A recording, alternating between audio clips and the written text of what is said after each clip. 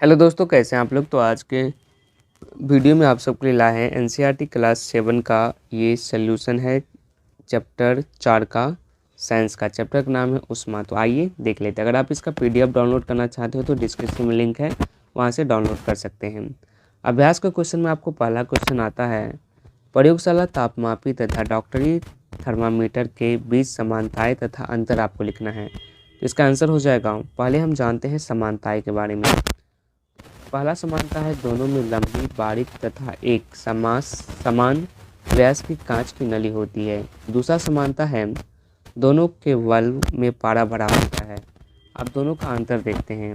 पहला है डॉक्टरी थर्मामीटर से हम 35 डिग्री सेल्सियस से 42 डिग्री सेल्सियस तक के ताप ही माप सकते हैं, जबकि प्रयोगशाला जो तापमापी का होता है उसमें -10 डिग्री सेल्सियस से 100 डिग्री सेल्सियस यानी खौलते पानी तक को हम ताप माप सकते हैं। दूसरा अंतर है डॉक्टरी थर्मामीटर से हम मानव शरीर का ताप माप सकते हैं, परंतु प्रयोगशाला तापमापी से हम मानव शरीर का तापमान को नहीं माप सकते हैं। ओके, नेक्स्ट क्वेश्चन 2 है, उष्मा चालक तथा उष्मा रोधी प्रत्येक के 2 उदाहरण दीजिए।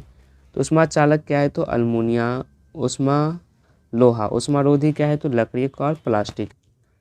नेक्स्ट क्वेश्चन नंबर 3 है, रिक्त स्थानों की पूर्ति करना है। क है, कोई वस्तु कितनी गर्म है, इसकी जानकारी खाली स्थान द्वारा प्राप्त होती है। किसके द्वारा प्राप्त होती है, तो ताप के द्वारा प्राप्त होती है। इसका राइट आंसर क्या हो जाएगा, ताप हो जाएगा। ओके, ताप के द्वारा प्राप्त होती है। ख है, उबलते हुए पानी का ताप खाली स्थान तापमापी से नहीं मापा जा सकता। किससे, तो उबलते हुए पानी का तापमान आप डॉक्टरी थर्मामीटर से नहीं माप सकते। तो इसका आंसर क्या हो जाएगा, डॉक्टरी तापमापी से यानी थर्मामीटर से नहीं नाप सकते। ग है, ताप को डिग्री खाली स्थान में मापते हैं, डिग्री सेल्सियस में मापा जाता है। ओके, घ है, बिना किसी माध्यम द्वारा उष्मा का स्थानांतरण के प्रक्रमण को खाली स्थान कहा जाता है। इसको क्या कहा जाता है, तो विकिरण कहा जाता है।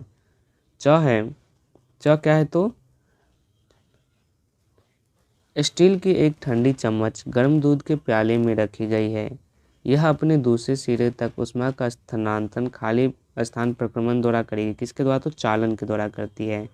नेक्स्ट टाइम, हल्के रंग के वस्त्रों की अपेक्षा खाली स्थान के रंग वस्त्र उष्मा का अधिक अवशोषण करते हैं। कौन सा रंग, तो गहरे रंग का वस्त्र। ओके, नेक्स्ट क्वेश्चन आती है, कॉलम ए में दिए गए कथन का कॉलम बी के कथनों से मिलान करना है। कॉलम ए में क्या क्या दिया गया है। क है, थल समीर के बहने का समय। ख है, समुद्र समीर के बहने का समय। ग है, गहरे रंग के कपड़े पसंद करने का समय। घ है, हल्के रंग के कपड़े पसंद करने का समय। कॉलम बी में है गर्मियाँ, सर्दियाँ, दिन और रात। तो आइए देख लेते हैं।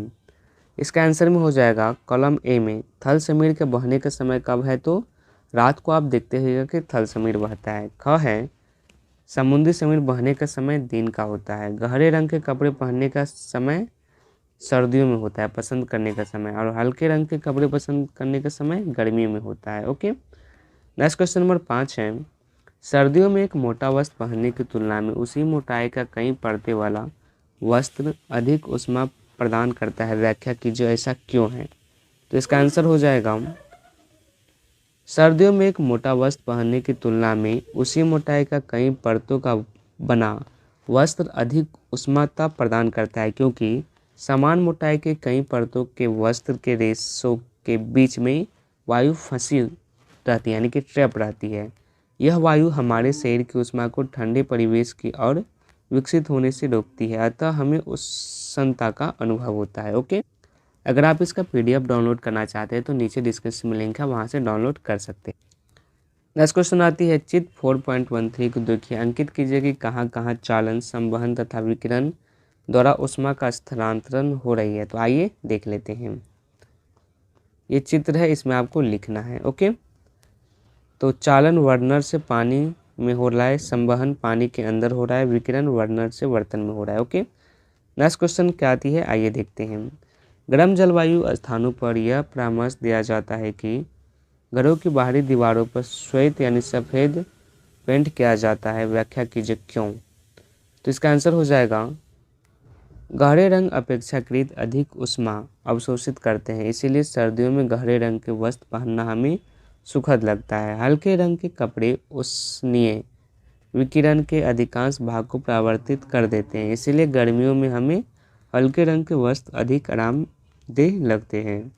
यही तर्क दीवार पर भी लागू होती है, इसीलिए गर्म जलवायु के स्थानों पर यह परामर्श दिया जाता है कि घरों की बाहरी दीवार पर श्वेत यानी सफ़ेद पेंट किया जाए। ओके, नेक्स्ट क्वेश्चन आती है 30 डिग्री सेल्सियस के 1 लीटर जल को 50 डिग्री सेल्सियस के 1 लीटर जल के साथ मिलाया गया तो मिश्रण का ताप क्या होगा।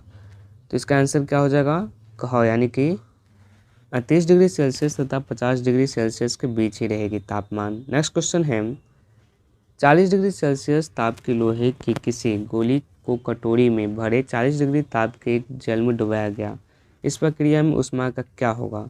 तो इसका आंसर क्या हो जाएगा, न तो लोहे की गोली से जल की और न ही जल से लोहे की गोली की ओर ऊष्मा का स्थानांतरण होगा।